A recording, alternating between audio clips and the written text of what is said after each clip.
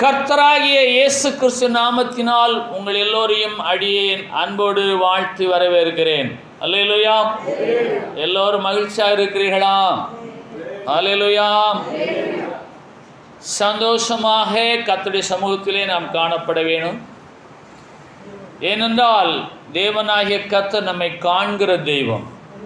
எவ்வளவு வாஞ்சையோடு தாகத்தோடு எதிர்பார்ப்போடு நாம் அமர்ந்திருக்கிறோம் என்பதை கர்த்தர் காண்கிறவராயிருக்கிறார். இப்பொழுதும் உபாகமம் 16வது அதிகாரத்தின் 20வது வசனத்தினை நாம் எல்லோரும் இணைந்து வாசிப்போமாக. நீ பிழைத்து உன் தேவனாகிய கர்த்தர் உனக்கு கொடுக்கும் தேசத்தை சுதந்தரித்துக் கொள்ளும்படிக்கு நீதியையே பின்பற்றுவாயாக. இஸ்ரவேல் ஜனங்கள்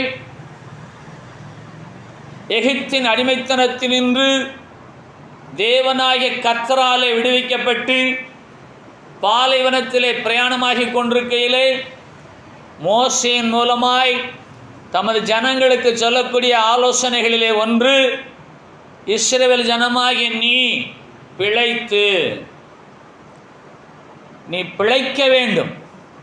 நீ பிழைத்து உன் தேவனாகிய கர்த்தர் உனக்கு கொடுக்கும் தேசத்தை சுதந்தரித்துக் கொள்ளும்படிக்கு நீதியையே, எல்லோருமாய் சொல்லுங்கள், நீதியை அல்ல, நீதியையே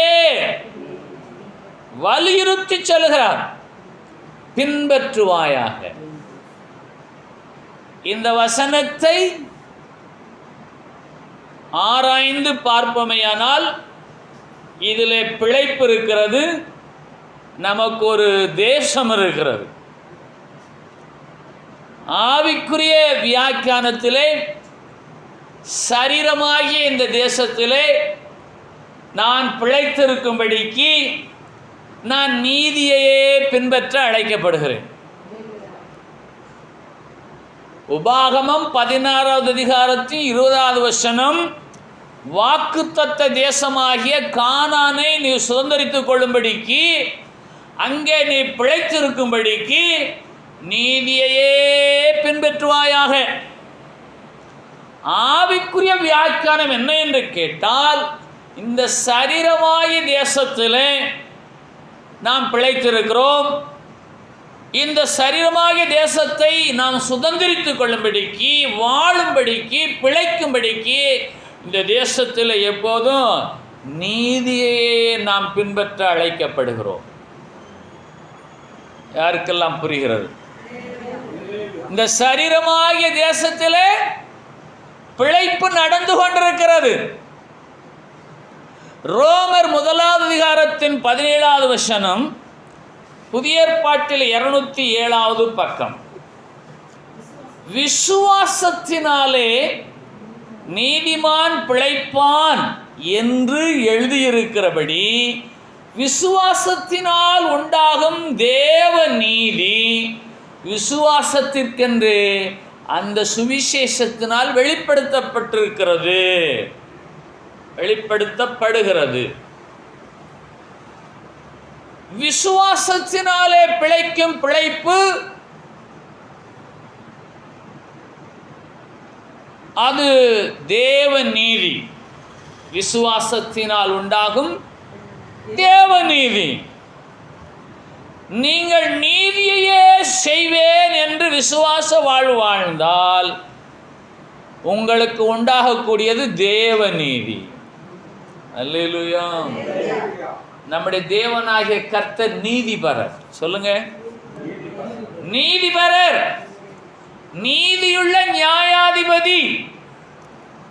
ஆகவே நீங்கள் நீதியையே பின்பற்ற அழைக்கப்படுகிறீர்கள்.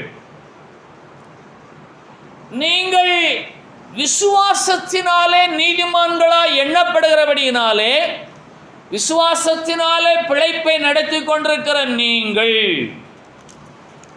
அந்த நீதியையே பின்பற்றி தேவ நீதியை சுதந்தரித்துக் கொள்ள அழைக்கப்படுகிறீர்கள். ஆகவே உபாகமம் 16வது அதிகாரத்தின் 20வது வசனம் ஒரு தேசத்திலே வாழ்ந்து பிழைக்கக்கூடிய பிழைப்பை கூறுகிறது. ரோமர் 1வது அதிகாரத்தின் 17வது வசனம் சரீரமாகி இந்த தேசத்திலே விசுவாசத்தினாலே நான் பிழைத்திருப்பதை கூறுகிறது.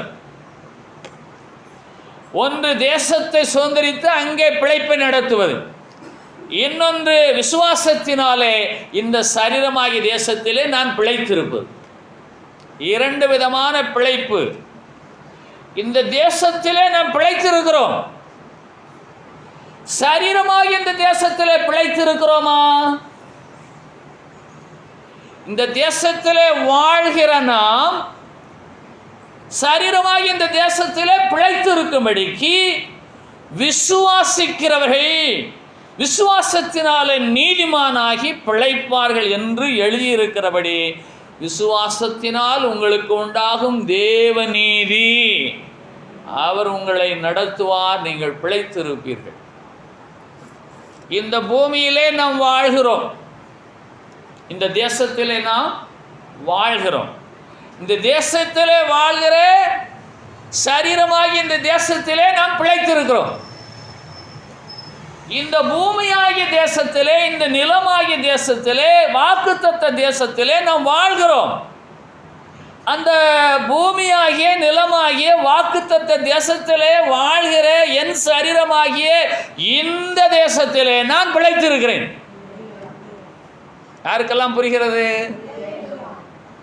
ஒரு விபத்து சம்பவிக்கிறது. விபத்தில் சிக்கினவரை மருத்துவமனைக்கு கொண்டு சென்று வைத்தியம் பார்க்கிறோம். அவரை குறித்து விசாரிக்கையிலே அன்றைக்கு விபத்தில் சிக்கிய அந்த நபர் பிழைத்து விட்டாரா? கேள்வி என்ன? அவர் பிழைத்து விட்டாரா, இல்லை என்றால் மரித்து போனாரா? அவரை வாழ்ந்து விட்டாரா என்று நாம் கேட்பதில்லை.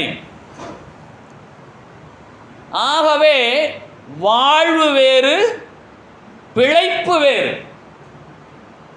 வாழ்ந்து கொண்டிருக்கிற எனக்குள்ளாக பிழைத்திருக்க நான் அழைக்கப்படுகிறேன். அநேகர் இந்த சுதந்திர தேசத்திலே வாழ்கிறார்கள், இந்த உலகத்திலே வாழ்கிறார்கள். மரங்கள் வாழ்கிறது, செடிகள், கொடிகள், பறவைகள், விலங்குகள், மிருகங்கள், ஊரும் பிராணிகள், நீரிலே வாழக்கூடிய ஜீவ ஜந்துக்கள் எல்லாம் வாழ்கிறது. மனிதனும் வாழ்கிறான். இந்த தேசத்திலே வாழ்கிற நான் என் சரீரமாகிய தேசத்தில் நான் பிழைத்திருக்க அழைக்கப்படுகிறேன். வாழ்வு என்பது வேறு, பிழைப்பு என்பது வேறு. எல்லோருமே வாழ்கிறோம். வாழ்கிற நமக்குள்ளாக பிழைப்பு உண்டாயிருக்க வேண்டுமே. ரோமர் 1வது அதிகாரத்தின் 17வது வசனம் சொல்லுகிறது, விசுவாசத்தினாலே நீதிமான் பிழைப்பான். ஆனபடியினாலே உனக்கு தேவனாகிய கர்த்தர் கொடுக்கும் தேசத்தை சுதந்திரித்துக் கொள்ளும்படிக்கு நீ நீதியையே பின்பற்றுவாயாக, அப்பொழுது நீ பிழைப்பாய் என்று உபாகமம் 16:20 சொல்லுகிறது. புறம்பான தோற்றத்தில் எல்லோரும் வாழ்கிறோம். உள்ளான ஆவியில எல்லோரும் பிழைத்திருக்கிறோமா? ஆகவே சில நேரங்களிலே மிகவும் சோர்ந்து போனவர்கள், மிகவும் துக்கப்பட்டவர்கள், காயப்பட்டவர்கள் சொல்லுவார்கள், என்னுடைய பிழைப்பெல்லாம் ஒரு பிழைப்பா? தங்களுக்குள்ளாக தாங்களே பேசிக்கொள்ளக்கூடிய வார்த்தை என்ன? நான் இந்த தேசத்திலே வாழ்கிறேன், இந்த பூமியிலே குடியிருக்கிறேன், இந்த வீட்டிலே வாசம் பண்ணுகிறேன், அது உண்மைதான். ஒரு ஜடத்தை போல வாழ்கிறேன். இந்த சரீரத்திலே வாழ்கிற எனக்குள்ளாக நிம்மதி இல்லை. என் பிழைப்பெல்லாம் ஒரு பிழைப்பா என்று சொல்லக்கூடிய நபர்கள் நிச்சயமாக உண்டு. நீங்கள் இன்றைக்கு உங்களுடைய வாழ்க்கையில் என் பிழைப்பெல்லாம் ஒரு பிழைப்பா என்று சொல்லாதபடிக்கு இயேசுவை விசுவாசித்து அந்த விசுவாசத்தினால் நீங்கள் நீதிமானாகி நீங்கள் பிழைக்கும்படிக்கு நீதியையே பின்பற்றுவீர்களாக என்று உபாகமம் 16வது அதிகாரத்தின் 20வது வசனத்திலே கர்த்தர் நமக்கு அறிவை போதிக்கிறார். அல்லேலூயா. கலாத்தியர் 3வது அதிகாரத்தின் 6வது வசனம், ஆபிரகாம் தேவனை விசுவாசித்தான், அது அவனுக்கு நீதியாக எண்ணப்பட்டது என்று சொன்னால், நாம் எப்போது நீதிமான்கள் ஆகிறோம்? எப்போது நீதியையே பின்பற்றுகிறோம்? கர்த்தராகிய இயேசுவை விசுவாசிக்கும் பொழுது.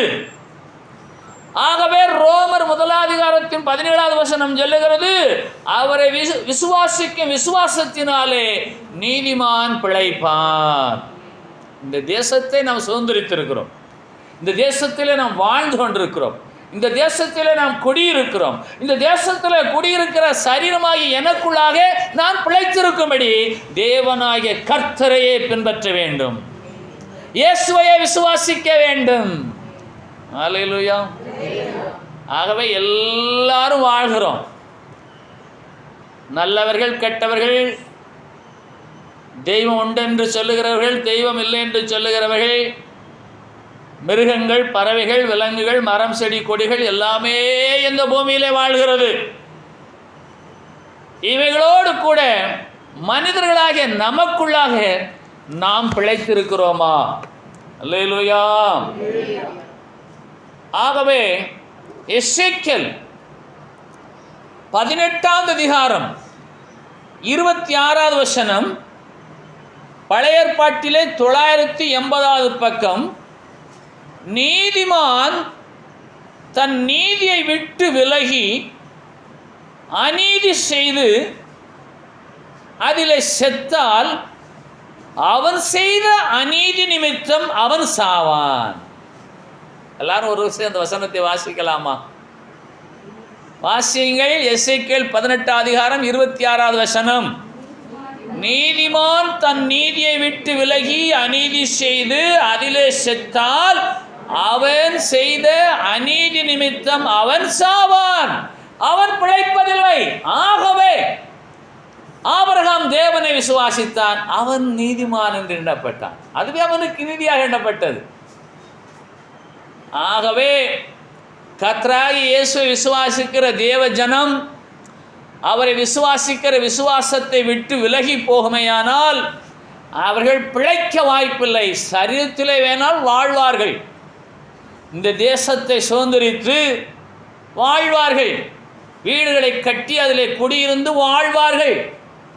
ஆனால் அவருடைய ஆத்மா பிழைக்க வேண்டுமே. அல்லேலூயா. ஆகவே நீங்கள் நீதியையே பின்பற்றுவீர்களாக என்று உபாகமம் 16:20 சொல்லுகிறது. நீங்கள் இயேசுவையே விசுவாசிப்பீர்களா என்று சொல்லி ரோமர் 1வது அதிகாரத்தின் 17வது வசனம் சொல்லுகிறது. எசேக்கியேல் 18வது அதிகாரத்தின் 26வது வசனம் சொல்லுகிறது, நீதிமானாகிய நீங்கள் விசுவாசத்தை விட்டு விலகிச் செல்லும் பொழுது நீங்கள் அநீதி செய்தால் அதில் என்ன ஆவீர்கள்? அதை நீங்கள் தான் சொல்லணும். அப்போ விசுவாசத்தை விட்டு வழிவிலகி போகாதபடிக்கு விசுவாசத்தையே பின்பற்றுங்கள் என்று வேதம் நமக்கு ஞானத்தை போதிக்கிறது. 2 பேதுரு 2வது அதிகாரம் 15வது வசனம், புதிய ஏற்பாட்டிலே 324வது பக்கம், செம்மையான வழியை விட்டு தப்பி நடந்து பேயோரின் குமாரனாகிய பிலேயாம் வழியை பின்பற்றி போனவர்கள் அநீதத்தின் கூலியை விரும்பினவர்கள் என்று வேதம் சொல்லுகிறது. செம்மையான வழியை விட்டு விலகி போன பிலேயாம், தேவ ஜனங்களை சபிக்கும்படியாக தேவனுடைய நீதியை விட்டு விலகி போன பிலேயாம், அந்த வழியை பின்பற்றி போனவர்கள் நீதியின் கூலியை பெறாமல், தேவ நீதிக்கு பங்காளிகளாய் காணப்படாமல் அநீதத்தின் கூலியை விரும்புகிறவர்கள் என்று வேதம் சொல்லுகிறது. ஆகவே தான் கர்த்தர் சொல்லுகிறார் உபாகமம் 16:20, நீ நீதியையே பின்பற்றுவாயாக. பிலேயாவின் வழியை பின்பற்றி போனவர்கள், அநீதியின் கூலியை விரும்பினவர்கள், தேவ நீதிக்கு தகுதியற்றவர்கள். தேவனுடைய நீதி என்ன? நாம் பிழைத்திருக்க வேண்டும் என்பதுவே. கரங்களை வைத்து கர்த்தரை மையப்படுத்தலாமா? தேவனுடைய நீதி என்ன என்றால், நாம் எல்லோரும் இந்த சரீரமாகி தேசத்திலே வாழ்கிற நாம் ஆத்மாவிலே பிழைத்திருக்க வேண்டும் என்பதுவே இல்லாமல் வேறொன்றுமில்லை. இயேசு கிறிஸ்து யோவான் ஸ்நானனிடத்திலே எனக்கு ஞான ஸ்நானம் கொடு என்று கேட்கும் பொழுது யோவான் ஸ்நானகன் சொல்லுகிறார், நான் எப்படி உமக்கு ஞானஸ்நானம் கொடுக்க முடியும்? உம்முடைய பாதரட்சையின் வாரை அவிழ்க்கிறதுக்கு கூட நான் தகுதியற்றவன் என்று சொன்னும் பொழுது இயேசு யோவான் ஸ்நானகனை பார்த்து சொல்லுகிறார், இல்லை, தேவ நீதியை நான் நிறைவேற்ற வேண்டும். அவரல்ல சொல்லாமா, எனக்கு இடங்கொடு என்று சொன்னார். தேவ நீதியை நான் நிறைவேற்ற வேண்டும், எனக்கு இடங்கொடு, நீ ஞானஸ்நானம் கொடு என்று சொல்லி ஞானஸ்நானம் பெற்றார். பெற்று சிலுவையிலே தன் ஜீவனை கொடுத்து பிதாவாகிய தேவனுடைய நீதியை நிறைவேற்றி இன்றைக்கும் தேவ நீதியை நிறைவேற்றின தேவ குமாரனாய் இயேசு இருக்கிறார். அந்த குமாரனாய் இயேசுவை விசுவாசிக்கிறவன் பிழைப்பான். அந்த விசுவாசத்தினாலே அவனிலே தேவ நீதி நிறைவேறுகிறது. நீங்கள் நீதியையே பின்பற்ற அழைக்கப்படுவதற்கு காரணம் என்ன என்று கேட்டால், தேவ நீதியை நிறைவேற்றின தேவனாகிய கர்த்தர், தேவ நீதியை நிறைவேற்றின தேவனாகிய இயேசு, தேவ நீதியை நிறைவேற்றின இயேசு கிறிஸ்து ரத்தத்தினால் உங்கள் பாவங்கள் போக கழுவப்பட்டு உங்கள் ஆத்மாவில் நீங்கள் பிழைக்க வேண்டும் என்பதற்காகவே. ஆகவே நீதிமான் நீதியை விட்டு விலகி அநீதி செய்தால் அதிலே அவன் சாவான். விசுவாசத்தை விட்டு விலகி போகாதபடிக்கு நீங்கள் எல்லா சூழ்நிலைகளிலும் சரீரத்திலே, இந்த சரீரமாகிய தேசத்திலே வாழ்கிற நீங்கள் உள்ளான ஆவியிலே ஆத்மாவிலே பிழைத்திருக்கும்படிக்கு நீங்கள் எப்போதும் விசுவாசிக்க வேண்டும். தேவ நீதியை நீங்கள் சுதந்திரித்துக் கொள்ள வேண்டும். அவர் உங்களுக்கு கொடுத்திருக்கிற இந்த தேசத்தை நீங்கள் சுதந்திரித்திருக்கிறீர்கள். இந்த தேசத்திலே நீதியையே பின்பற்றி தேவ நீதியை சுதந்திரித்துக் கொள்வீர்களாக. ஆகவே ரோமர் 1 வசனத்தில் விசுவாசத்தினாலே நீதிமான் பிழைப்பான். அல்லேலூயா. வாசிக்கலாம். 1 கொரிந்தியர் 13வது அதிகாரம். 1 கொரிந்தியர் 13வது அதிகாரம் அன்பை குறித்து சொல்லப்படுகிற அற்புதமான வேத வசனங்கள். 1வது வசனம், நான் மனுஷர் பாஷைகளையும் தூதர் பாஷைகளையும் பேசினாலும் அன்பு எனக்கு இராவிட்டால். பாஷைகளிலே மனுஷர் பாஷை இருக்கிறது, தூதர் பாஷைகள் இருக்கிறது. வேதம் தெளிவாய் சொல்லுகிறது. இவ்வளவு பெரிய விசுவாசம் எல்லாம் எனக்கு இருந்தாலும் அன்பு எனக்கு இராவிட்டால் சத்தமிடுகிற வெண்கலம் போலவும் ஓசையிடுகிற கைத்தாளத்தை போலவும் இருப்பேன். எப்படிப்பட்ட விசுவாசம்? விசுவாசம் எப்படிப்பட்ட விசுவாசம்? மனுஷர் பாஷை தூதர் பாஷை பேசுவார்கள். 2வது வசனம், தீர்க்க தரிசன வரத்தை உடையவர்கள், சகல ரகசியங்களையும் அறிவையும் அறிந்தவர்கள், மலைகளை பெயர்க்கத்தக்க விசுவாசம் உள்ளவர்கள். இந்த விசுவாசத்தினாலே இவர்கள் பிழைத்துக் கொண்டுதான் இருக்கிறார்கள். இந்த விசுவாசத்தினாலே பிழைத்துக் கொண்டிருக்கிறார்கள். இவர்கள் நீதிமான்கள். அதே வேளையிலே 2 பேதுரு 2வது அதிகாரம் 2வது வசனம் அற்புதமாய் சொல்லுகிறது, அவர்களுடைய கெட்ட நடக்கைகளை அநேகர் பின்பற்றுவார்கள், அவர்கள் நிமித்தம் சத்திய மார்க்கம் தூஷிக்கப்படும். புதிய ஏற்பாட்டிலே 323வது பக்கத்திலே 2 பேதுரு 2வது அதிகாரம் 2வது வசனம், அவருடைய கெட்ட நடக்கைகள், எவருடைய கெட்ட நடக்கைகள் என்று 1வது வசனம் சொல்லுகிறது. கள்ள தீர்க்கதரிசிகளும் ஜனங்களுக்குள்ளே இருந்தார்கள், அப்படியே உங்களுக்குள்ளும் கள்ள போதகர்கள் இருப்பார்கள். அவர்கள் கேட்டுக்கேதுவான வேத புரட்டுக்களை தந்திரமாய் நுழைய பண்ணி தங்களை கிரயத்துக்கு கொண்ட ஆண்டவரை இயேசுவை மறுதலித்து தங்களுக்கு தீவிரமான அழிவை வருவித்துக் கொள்வார்கள். நீங்களோ பிழைத்திருக்கும்படிக்கு இயேசுவையே விசுவாசிக்க வேண்டும். இந்த 2 பேதுரு 2வது அதிகாரத்தின் 1வது வசனம் அன்றைக்கே நிறைவேறி இருக்குமேயானால், அப்படிப்பட்ட கூட்டத்தார் நிறைந்திருந்திருப்பார்களேயானால், இன்றைக்கு அந்த கூட்டத்தார் பலுகி பெருகி மிகவும் வலுத்திருக்க முடியும். இப்போ வேதம் ஒரு காலம் பொய் சொல்லாது. மலைகளை பெயர்க்கத்தக்க விசுவாசம் எல்லாம் இருக்கிறது. இந்த விசுவாசத்தை உடையவர்களாகி இவர்கள் கள்ள தீர்க்கதரிசனம் சொல்லுகிறவர்கள், கள்ள போதர்களாய் காணப்படுவார்கள். இவருடைய கெட்ட நடக்கைகளை சிலர் பின்பற்றுவார்கள். அவர்கள் நிமித்தமாய் சத்திய மார்க்கம், ஜீவ மார்க்கம், தேவ மார்க்கம் தூஷிக்கப்படும். ஆனபடியினாலே நீங்களவென்றால் உன் தேவனாகிய கர்த்தர் உனக்கு கொடுக்கும் தேசத்தை சுதந்திரித்துக் கொள்ளும்படிக்கு நீயவென்றால் நீதியையே பின்பற்றுவாயாக. ஒரு அல்லையில சொல்லாமா? ஆமா. கருத்து என்ன?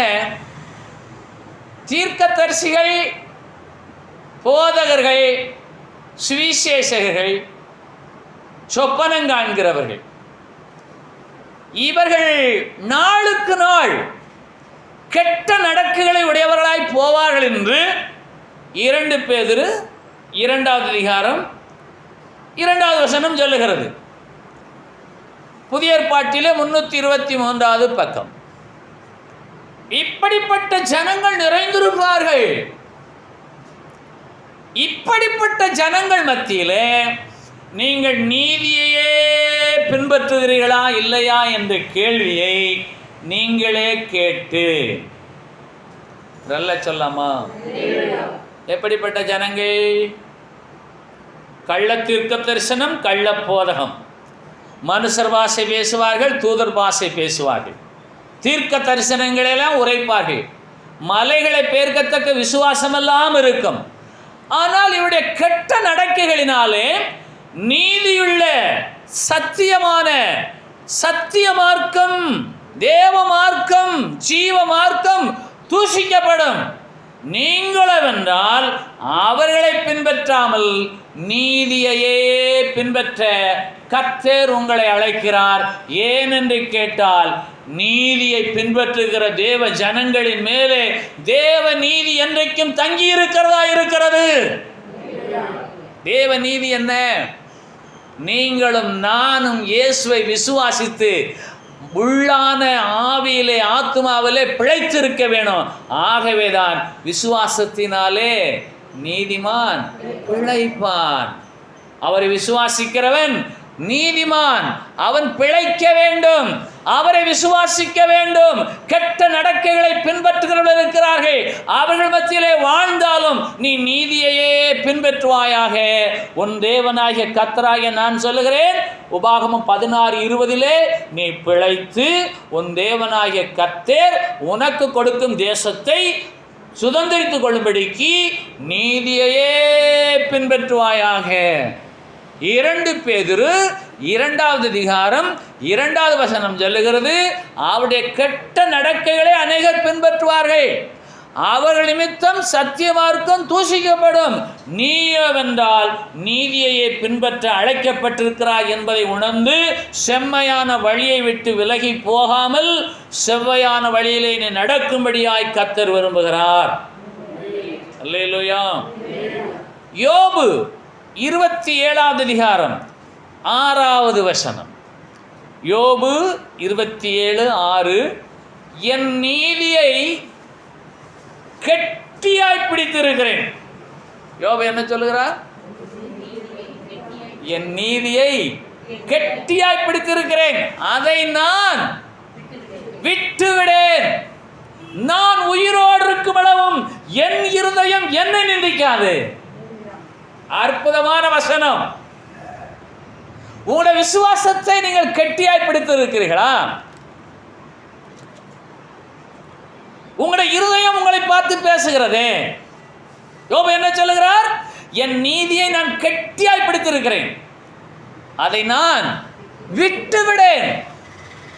நான் உயிரோடு இருக்கும் அளவும் என் இருதயம் என்னை நிந்திக்காது.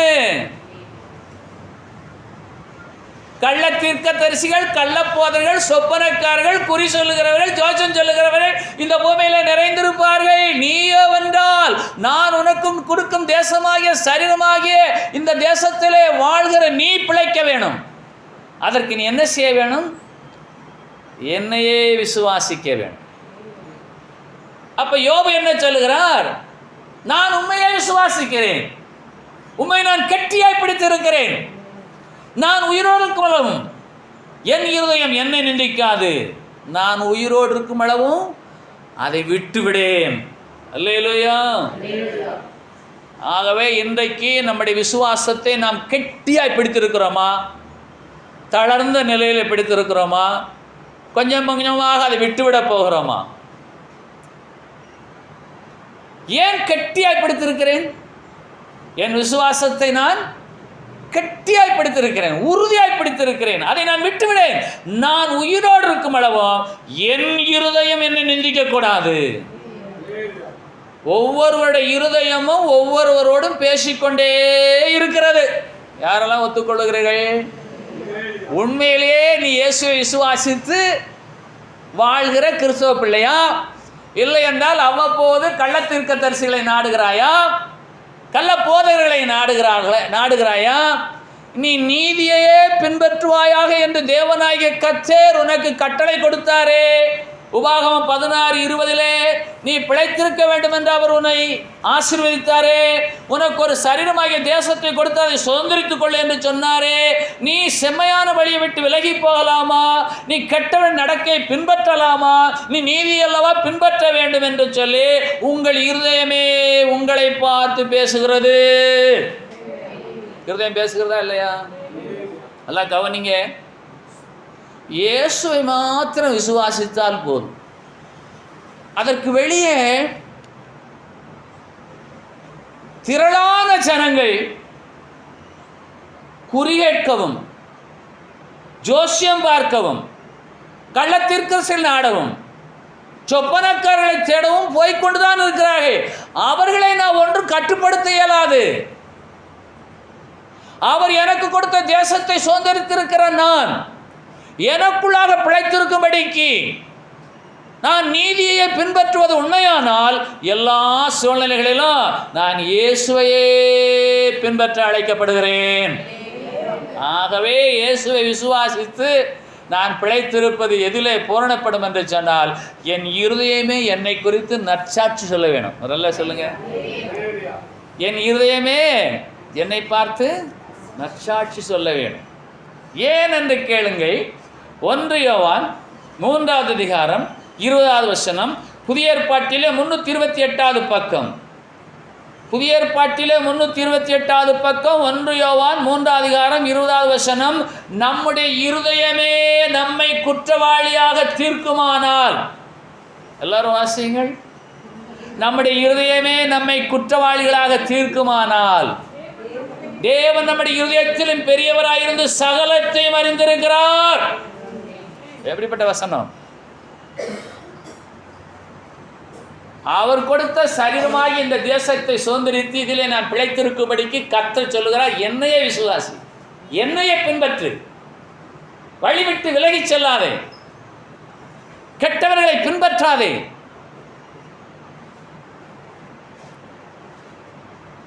யோபை போல யார் சொல்ல போகிறது? என் விசுவாசத்தை நான் கெட்டியாய் பிடித்திருக்கிறேன், அதை நான் விட்டுவிடேன். நான் உயிரோடு இருக்கும் அளவும் என் இருதயம் என்னை குற்றப்படுத்தாது, என் இருதயம் என்னை நிந்திக்காது. நம்முடைய இருதயமே நம்மை குற்றவாளிகளாக தீர்க்குமானால் மனம் திரும்ப அழைக்கப்படுகிறோம். மனம் திரும்ப அழைக்கப்படுகிறேன். நம்முடைய இருதயம் நம்மை பார்த்து சொல்லுமா, தேவனாகிய கர்த்தர் கொடுத்த சரீரமாகி இந்த தேசத்திலே நீ பிழைத்திருக்கிறாய், நீ சாகவில்லை, நீ நீதிமான், தேவ நீதியினாலே நீ பிழைத்து கொண்டிருக்கிறாய். உன் இருதயம் உன்னை பார்த்து சொல்லக்கூடிய வார்த்தை என்ன என்று என்னை நானே கேட்டு பார்க்கிறேன். கவனிக்கலாமா? ஆகவே கர்த்தருடைய பிள்ளைகளாக நாம் இருப்போம். இடையிடையே ஜோசியம் கேட்க போகலாம், குறி கேட்க போகலாம் என்ற எண்ணம் உருவாகுமேயானால் உங்களுடைய இருதயமே உங்களை குற்றவாளியாக தீர்க்கும். 1 யோவான் 3:19 வசனம், அதே அதிகாரத்திலே அதற்கு மேலே உள்ள வசனம். 1 யோவான் 3:19 வசனம், இதனாலே நாம் நம்மை சத்தியத்துக்குரியவர்கள் என்று அறிந்து நம்முடைய இருதயத்தை அவருக்கு முன்பாக நிச்சயப்படுத்திக் கொள்ளலாம். எதினாலே? அதற்கு மேலே உள்ள வசனம் 1 யோவான் 3:18 வசனம், என் பிள்ளைகளே, வசனத்தினாலும் நாவினாலும் அல்ல, கிரியையினாலும் உண்மையினாலும் அன்பு கூற கடவோம். அல்லேலூயா. ஆகவே தான் 1 கொரிந்தியர் 13 சொல்லுகிறது, நான் மனுஷர் பாஷையை பேசலாம், தூதர் பாஷையை பேசலாம், அன்பில்லாமல் போனால் நான் ஒன்றுமில்லை. தீர்க்க தரிசன வரம் உண்டு, சகல ரகசியங்களை அறிவேன், சகல அறிவையும் உடையவன், மலைகளை பெருக்கத்தக்க விசுவாசம், இப்படிப்பட்ட விசுவாசம் இருந்தாலும் என்னிலே அன்பில்லை என்று சொன்னால் நான் ஒன்றுமில்லை. அப்போ 1 யோவான் 3:18 வசனம் என்ன சொல்லுகிறது? என் பிள்ளைகளே, வசனத்தினாலும் நாவினாலும் அல்ல, வசனத்தை அறிந்திருக்கலாம், வசனத்தை பேசலாம், ஆனால் கிரியிலே வரும்போது அது உண்மையாயிருந்து கிரியினாலும் உண்மையினாலும் நீங்கள் அவரிடத்தில் அன்பு கூறுவீர்களேயானால் நீங்கள் நீதிமான்கள், தேவ நீதியை சுதந்திரித்துக் கொள்கிற தேவ பிள்ளை. அதனால அநேகருக்கு வேத அறிவு உண்டு, வேதத்தை பலமுறை வாசித்திருக்கிறேன், சத்தியங்கள் எல்லாம் தெரியும், அதை நாவினாலே உச்சரிப்பேன், அந்த வசனத்தை எல்லாம் உணர்வேன், ஆனால் கிரியையிலே நான் எப்படிப்பட்டவனாக இருக்கிறேன். ஆகவே தான் என் பிள்ளைகளே, வசனத்தினாலும் நாவினாலும் அல்ல, கிரியினாலும் உண்மையினாலும் அன்பு கூற கடவோம். அல்லேலூயா. ஆகவே ஆவியுண்டு, அன்பு இல்லை. பக்தியுண்டு, பரிசுத்தம் இல்லை. விசுவாசம் உண்டு, கிரியை இல்லை. எழுதிக் கொள்ளுங்கள். ஆவியில நிறைவார்கள், அந்நிய பாஷை பேசுவார்கள், தீர்க்க தரிசன வரங்களை உடையவர்களாக இருப்பார்கள், மலைகளை பெருக்கத்தக்க விசுவாசம் எல்லாம் இருக்கும், ஆனால் அன்பில்லை என்று சொன்னால் அது ஒன்றுமில்லை என்று 1 கொரிந்தியர் 13 சொல்லுகிறது. நீங்கள் தயவு செய்து 1 கொரிந்தியர் 13 உங்கள் வீட்டிலே வேத வாசிப்பு நேரத்திலே முழுமையாக வாசியுங்கள். ஆகவே நாவினாலும் வசனத்தினாலும் அல்ல, கிரியையினாலும் உண்மையினாலும் அன்பு கூற வேதம் நம்மளை அழைக்கிறது. மலைகளை பெருக்கத்தக்க விசுவாசம், அவன் நீதிமான், ஆனால் அன்பில்லை என்று சொன்னால் ஒன்றுமில்லை. ஆகவே இதனாலே நாம் நம்மை சத்தியத்துக்குரியவள் என்று அறிந்து நம்முடைய இருதயத்தை அவருக்கு முன்பாக நிச்சயப்படுத்திக் கொள்ளலாம். எதினாலே? என் பிள்ளைகளை வசனத்தினாலும் நாவினாலும் அல்ல, கிரியையினாலும் உண்மையினாலும் அவரிடத்தில் அன்பு கூற வேணும். மனுஷர் பாஷை பேசு, தூதர் பாஷை பேசு ஒன்றும் இல்லை. அது அன்பு இருந்தால்தான் அதற்கு பவர், அதற்கு மதிப்பு. ஆகவே அன்பு என்றால் என்ன, அன்பு எப்படிப்பட்டது என்பதற்கு ஆதாரம் அதே 1 கொரிந்தியர் 13 அதிகாரத்தின் 7வது வசனம். அன்பு சகலத்தையும் தாங்கும், சகலத்தையும் விசுவாசிக்கும், சகலத்தையும் நம்பும், சகலத்தையும் சகிக்கும். இன்றைக்கும் இயேசு நம்முடைய எல்லாருடைய பாவங்களையும் சிலுவையில் சுமந்துதான் நம்மிலே அன்பை பூரணப்படுத்தினார். அப்ப சிலுவையிலே நம்முடைய பாவங்களை, சாபங்களை, மீறுதல்களை, அக்கிரமங்களை சுமந்து சகித்து நம்மிலே தம்முடைய அன்பை வெளிப்படுத்தினார். அவர் நாவினாலே பேசியதோடு மாத்திரமல்ல, அவர் வசனத்தினாலே பேசியதோடு மாத்திரமல்ல, கிரியையினாலே, நடக்கையினாலே, உண்மையினாலே நம்மிலே அன்பு கூர்ந்த இடம் எது? சிலுவையிலே நம்முடைய பாவங்களை, மீறல்களை, அக்கிரமங்களை, ரோபங்களை எல்லாவற்றையும் சுமந்து சகித்து தம்முடைய அன்பை வெளிப்படுத்தினார். ஆகவே யோவான் 3 அதிகாரத்தின் 16வது வசனத்திலே சொல்லப்படுகிறது, தம்முடைய ஒரே பேரான குமாரனை தந்தருளி இவ்வளவா இந்த உலகத்திலே அன்பு கூர்ந்தார் என்று. ஆகவே விசுவாசத்தினால நீதிமான் பிழைப்பான். அது எப்படிப்பட்ட விசுவாசம்? கிரியினாலும் உண்மையினாலும் அன்பு கூறுகிற விசுவாசம். அப்ப இயேசு கிரியையினாலும் உண்மையினாலும் அன்பு கூர்ந்து நாம் பிழைக்கும்படிக்கு அவர் நமக்காக மரித்தார். அதை விசுவாசிக்கிறவன் பிழைப்பான். மறுபடியும் சொல்லட்டுமா?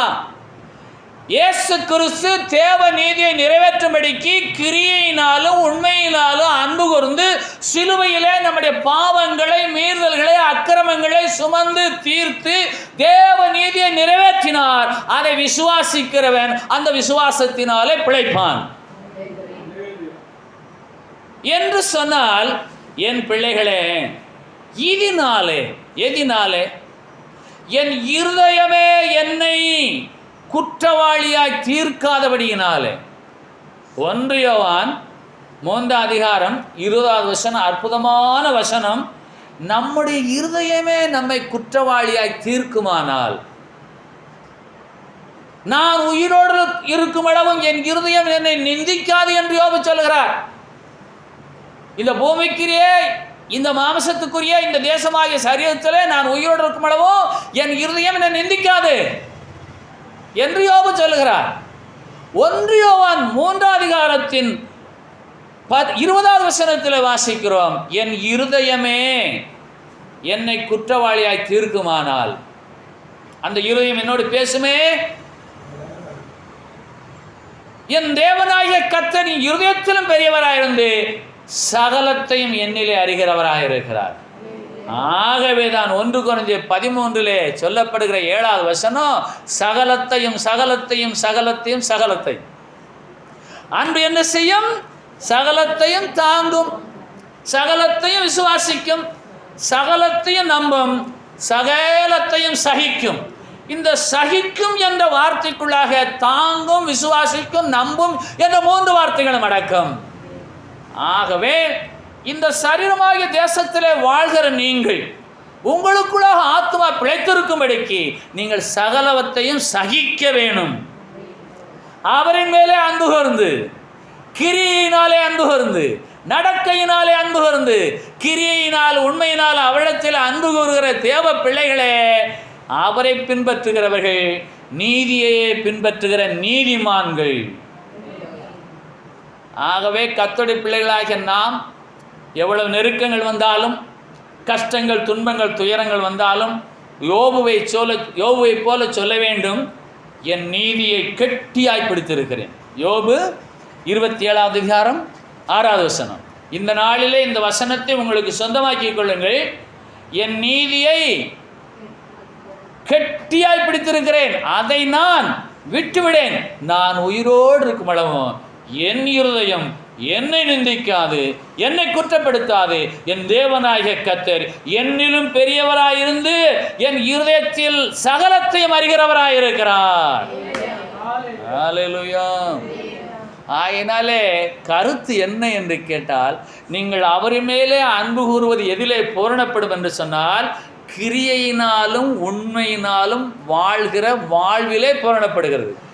ஆகவே தான் வசனம் அற்புதமாக சொல்லுகிறது, என் பிள்ளைகளே, 1 யோவான் 3:18 என் பிள்ளைகளே, வசனத்தினாலும் நாவினாலும் அல்ல, கிரியினாலும் உண்மையினாலும் அன்பு கூற கடவோம்.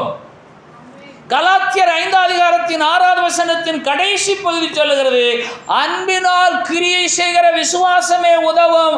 அந்த விசுவாசத்தை உடைய விசுவாச பிள்ளை நீதிமான், அந்த விசுவாசத்தினால் அந்த நீதிமான் பிழைப்பான். எப்படிப்பட்ட வசனம் பாருங்கள். கலாத்தியர் 5:6 கடைசி பகுதி, அன்பினால் கிரியை செய்கிற விசுவாசம். எல்லாரும் விசுவாச பிள்ளைகள் தான். ஆகவே 1 கொரிந்தியர் 13 நீங்கள் மீண்டு வர வேண்டும். நான் மனுஷர் பாஷையை பேசுகிறேன், தூதர் பாஷையை பேசுகிறேன், அன்பில்லை என்று சொன்னார். நான் தீர்க்கதரிசன வார்த்தை உடையவன்,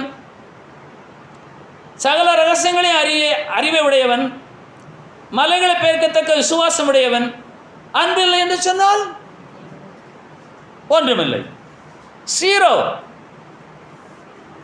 ஆகவே அன்பினால் கிரியை செய்கிற விசுவாசம் நமக்கு உதவும். ஏசாயா 57:12 ஏசாயாவின் மூலமாய் கர்த்தர் நம்மை பார்த்து பேசுகிறார். பக்கம் 863 பழைய ஏற்பாட்டில் ஏசாயா 57:12 உன் நீதியையும் உன் விசுவாசத்தையும் என்று பொருள். உன் நீதியையும் உன் கிரியைகளையும் நான் வெளிப்படுத்துவேன். அதன் நிலை என்ன? நீங்களே சொல்லுங்க, சொல்லுங்க. முடிவே பண்ணிட்டார். இந்த வருஷத்தின் 10வது மாதத்தின் 12வது நாளிலே, இந்த பகல் வேளையிலே ஏசாயா மூலமாய் கர்த்தர் பேசுகிறார். உன்னுடைய விசுவாசமாகிய நீதியையும் உன்னுடைய கிரியையாகிய நடக்கையும் இப்பொழுதே நான் உனக்கு வெளிப்படுத்துவேன். அது உதவுமா என்று நீ பார். அது உதவுமா? ஏன்? கள்ளத்தீர்க்கதரிசிகளை நாடாதிருங்கள், கள்ள போதர்களை நம்பாதிருங்கள், சொப்பனக்காரர்களை நாடாதிருங்கள், குறி சொல்லுகிறவர்களை தேடாதிருங்கள்.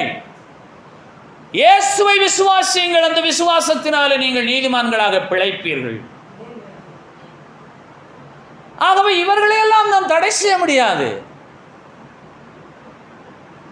என் இருதயமே என்னை நிந்திக்கிறதா? என் இருதயம் என்னை பாராட்டுகிறதா? என் இருதயம் என்னை குற்றப்படுத்துகிறதா? என் இருதயம் என்னை நல்லவன் என்று சொல்லுமா? நீ நாவினாலும் வசனத்தினாலும் பேசுவதோடு மாத்திரமல்லாதபடிக்கு நீ கிரியையினாலும் உண்மையினாலும் அன்பு கூறுகிற தேவ பிள்ளை என்று கர்த்தருடைய ஆவியான தேவனுக்கு முன்பாக உங்கள் இருதயம் உங்களை சொல்லுமா? ஏன்? ஆவியான தேவன் சகலவற்றை அறிந்திருக்கிறார், சகலத்தை அறிந்திருக்கிறார்.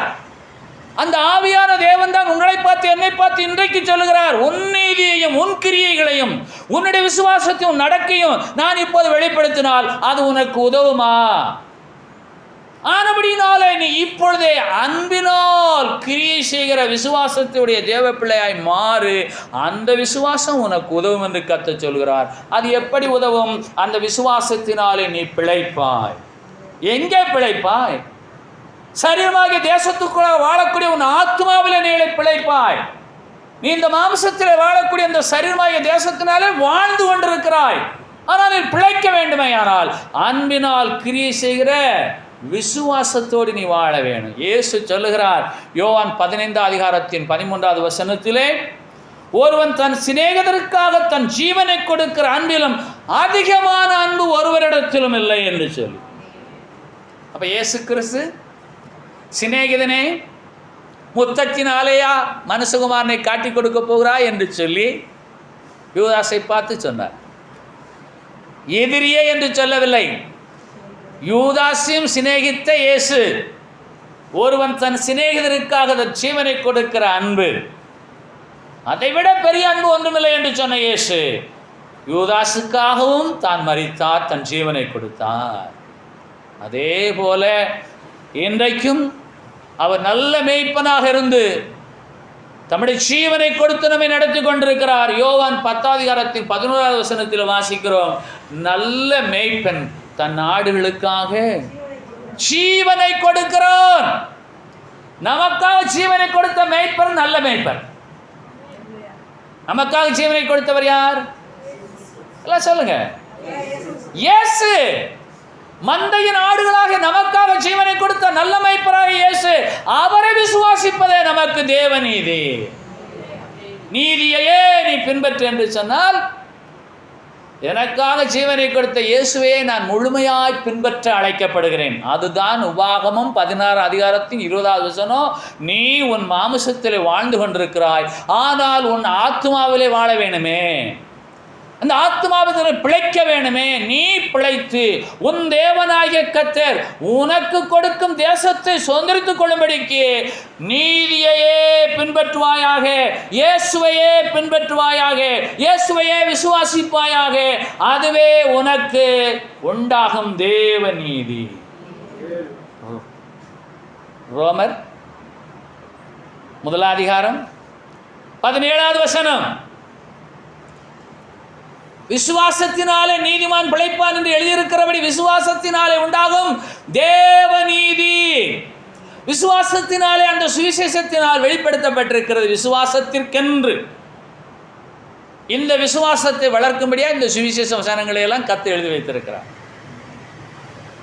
தொடர்ந்து 1 கொரிந்தியர் 13:13. இப்பொழுது விசுவாசம், நம்பிக்கை, அன்பு இம்மூன்று நிலைத்திருக்கிறது. இவைகளில் அன்பே பெரிது. எல்லாருக்குள்ள விசுவாசம் இருக்கிறது, எல்லாருக்குள்ள நம்பிக்கை இருக்கிறது, ஆனா எல்லாருக்குள்ள அன்பு இருக்கிறதா? இயேசுக்குள்ளே இருக்கக்கூடிய அன்பு பெரியது. ஏனென்று கேட்டால், ஒருவன் தன் சிநேகிதருக்காக தன் ஜீவனை கொடுக்கிற அன்பிலும் அதிகமான அன்பு ஒருவரிடத்தில் இல்லை. யோவான் 15:13. ஆகவே விசுவாசம், நம்பிக்கை, அன்பு இம்மூன்று நிலைத்திருக்கிறது. இந்த மூன்றிலும் பெரியது எது? அன்பு. அது தேவ அன்பு. அப்ப நாவினாலும் வசனத்தினாலும் அல்ல, கிரியையினாலும் உண்மையினாலும் அன்பு கூறுவது எதிலே என்று சொன்னால் இயேசுவையே பின்பற்றுவது. ஆகவே தான் உபாகமம் 16:20 தேவனாகிய கர்த்தர் மோசேயின் மூலமாய் சொல்லுகிறார், உன் சரீரத்திலே வாழ்கிறாய், உன் ஆத்மாவில் பிழைக்கும்படிக்கு உன் தேவனாகிய கர்த்தர் உனக்கு கொடுத்திருக்கிற, நீ சுதந்திரித்திருக்கிற உன் சரீரமாகிய தேசத்திலே நீ எப்போதும் இயேசுவையே பின்பற்றுவாயாக என்று. இந்த சரீரமாகிய தேசத்திலே இயேசுவையே பின்பற்ற நாம் அழைக்கப்படுகிறோம். ஏனென்று கேட்டால், ஏசாயாவின் மூலமாய் கர்த்தர் சொல்லுகிறார், ஏசாயா 57:12 உன் நீதியையும் உன் நடக்கையையும் உன் விசுவாசத்தையும் உன் கிரியையையும் நான் வெளிப்படுத்துவேன். எப்போது வெளிப்படுத்துவார்? இப்பொழுதும் உங்களுக்கு முன்பாக அது வெளிப்படுகிறது. என்னுடைய நீதி என்ன, என்னுடைய கிரியை என்ன, என்னுடைய விசுவாசம் என்ன, என் நடக்கை என்ன, இதில் அன்பு கலந்திருக்கிறதா? இல்லை என்று சொன்னால் நான் கெட்ட நடக்கைகளை உடையவளை பின்பற்றுகிறேனா? நீங்கள் அவர் மேலே அன்பு கூர்ந்தால் அவரே பின்பற்ற வேணும், வேறு யாரையும் பின்பற்றக்கூடாது. ஆகவே 1 கொரிந்தியர் 13 கர்த்தருடைய ஆவியானவர் நம்ம சொல்லுகிறார், நான் மனுஷர் பாஷையும் தூதர் பாஷையும் பேசினாலும் அன்பு எனக்கு இல்லாவிட்டால், நான் தீர்க்கதரிசன வரத்தையும் ரகசியங்களையும் உடையவனாய் இருந்தாலும் மலைகளை பெருக்கத்தக்க விசுவாசம் இருந்தாலும் அன்பெனக்கிராவிட்டால் ஒன்றுமில்லை. 3வது வசனம், எனக்கு உண்டான யாவற்றையும் அன்னதானம் பண்ணினாலும், இன்றைக்கு முழு உலகமா அன்னதானம் பண்ணி புண்ணியத்தை தேடிக்கொள்ளலாம் என்று அலைகிறது. எனக்கு உண்டான யாவற்றையும் நான் அன்னதானம் பண்ணினாலும், என் சரீரத்தை சுட்டரிக்கப்படுவதற்கு கொடுத்தாலும், அன்பு எனக்கு இல்லாவிட்டால் எனக்கு பிரயோஜனம் ஒன்றுமில்லை. இன்றைக்கு உலகத்தின் ஜனங்கள் என்ன செய்கிறார்கள்? அன்னதானம் பண்ணுகிறார்கள், தங்கள் சரீரத்தை கிழிக்கிறார்கள், தங்கள் சரீரத்தை நெருப்பில் நடத்துகிறார்கள், முள்ளிலே படுக்கிறார்கள், பல மாதிரியாக தங்கள் சரீரத்தை வேதனைப்படுத்திக் கொள்கிறார்கள். ஆனாலும் அந்த சரீரத்துக்குள்ளாக ஆத்மா பிழைத்திருக்கும்படிக்கு கிரியினாலும் நடக்கையினாலும் அன்பு கூற வேண்டும் என்பதற்காகவே வேதம் சொல்லுகிறது, அன்பு ஒரு காலம் ஒழியாது. அன்பு ஒரு காலம் ஒழியாது. ஆகவே நீங்கள் அன்பாக இருப்பது எதில் என்று சொன்னால், உங்களுக்கு வந்திருக்கிற பாடுகள், துன்பங்கள், துயரங்கள், தொல்லைகள் மத்தியிலே இயேசுவையே பின்பற்றுவதிலே பூரணப்படுகிறது. விசுவாசம் இருக்கிறது, நம்பிக்கை இருக்கிறது, அன்பும் இருக்கிறது. ஆனால் அன்பே பெரியது என்று சொல்லப்பட காரணம், விசுவாசத்தோடு நம்பிக்கையோடு வாழ்கிற தேவஜனமாகிய நீங்கள் அவரிலே அன்பு கூர்ந்தால் எல்லா கஷ்ட நஷ்டங்களையும் சகிப்பீர்கள், சகித்து அவரிலே நிலைத்திருப்பீர்கள், சகித்து அவரையே பின்பற்றுவீர்கள், சகித்து உள்ளான மனிதனிலே நீங்கள் பிழைத்திருப்பீர்கள். உங்கள் இருதயமே உங்களை பாராட்டும், அது குற்றப்படுத்தாது, அது உங்களை நிந்திக்காது. மெய்யாகவே நீ கர்த்தராகிய இயேசுவை விசுவாசிக்கிற நீதிமான், நீ பிழைத்திருக்கிற தேவ பிள்ளை என்று சொல்லி உங்கள் இருதயமே உங்களை பாராட்டும். அதற்கு தேவை என்ன? உள்ள விசுவாசம் இருக்கிறது, நம்பிக்கை இருக்கிறது, அன்பு இல்லை. அந்த அன்பு நிலைத்திருப்பது எதில் என்று சொன்னால், அன்பு எல்லாவற்றையும் சகிக்கும், சகலத்தையும் சகிக்கும். ஏன் அவரே அவர் பின்பற்ற சொல்லுகிறார்? அவரை விசுவாசிக்கிறவர்களுக்கு எது நடந்தாலும் நன்மைக்கு எதுவாகவே நடக்கும். நல்லா கவனிங்க. இடையில ஜோசியம் பார்க்க, குறி கேட்க, சொப்பனக்காரனை பார்க்க, கள்ளத்திற்கு நட, கள்ளப்போதைக்கு நட போகக்கூடாது. இந்த நாளிலே உங்களுக்கு கொடுக்கப்படக்கூடிய ஒரு அற்புதமான வசனம் என்ன என்று கேட்டால், ஏசாயா 57:12, உன் நீதியையும் உன் கிரியையும் நான் வெளிப்படுத்துவேன், நான் வெளிப்படுத்தினால் அவைகள் உனக்கு உதவாது. அந்த நிலையில நீ இருக்கிறாய். ஆகவே நீ உன் நடக்கையை சரி செய்து கிரியையினாலும் உண்மையினாலும் அன்பு கூர்வாயானால் அந்த அன்பு உனக்கு உதவும். அன்பினால் கிரியை செய்கிற விசுவாசமே உதவும். ஆகவே இன்றைக்கு நீங்கள் சொல்லுங்கள், இயேசுவே நான் உண்மையே பின்பற்றுகிறேன், நீர் அறிவீர். நான் உண்மையிலே வைத்திருக்க அன்பு நிமித்தமாய் எல்லாவற்றையும் சகிக்கிறேன், அதையும் நீரே அறிவீர். ஆகவே விசுவாசம், நம்பிக்கை, அன்பு இம்மூன்று நிலைத்திருக்கிறது. இவைகளில் அன்பே பெரிது என்று சொன்னால், நீங்கள் விசுவாசத்தோடு நம்பிக்கையோடு வாழ்கிற நீங்கள் எல்லாவற்றையும் சகிப்பதே பெரிது. 1 கொரிந்தியர் 13:13. ஆகவே எல்லாரும் விசுவாச பிள்ளைகள், எல்லாரும் இயேசுவை நம்புகிறவர்கள். ஆனால் ஓரிடத்தில் யார் பெரியவர்கள் என்று சொன்னால், எல்லாவற்றையும் சகிக்கிறவர்களே பெரியவர்கள். ஏன்? இயேசு கிறிஸ்து நம்மையிலே அன்பு கூர்ந்து நம்மை சகித்தார். அன்று மாத்திரமா சகித்தார், இன்றைக்கு அவர் நம்மை சகித்துக் கொண்டுதான் இருக்கிறார். அவருடைய அன்பே பெரியது. ஆகவே தான் 1 கொரிந்தியர் 13:13 சொல்லுகிறது, விசுவாசம், நம்பிக்கை, அன்பு இம்மூன்று இந்த பூமியில என்றைக்குமே நிலைத்திருக்கும். இவைகளிலே அன்பே பெரிது என்று சொன்னால், அவர் விசுவாச பிள்ளைகள் எல்லாவற்றையும் சகிப்பார்களே. ஆனால் நான் அவர்கள் மேலே வைத்த அன்பே பெரியது, அவர்கள் என் மேலே வைக்கிற அன்பே பெரியது. எல்லாருமே முழங்கால் படிடுவோம்.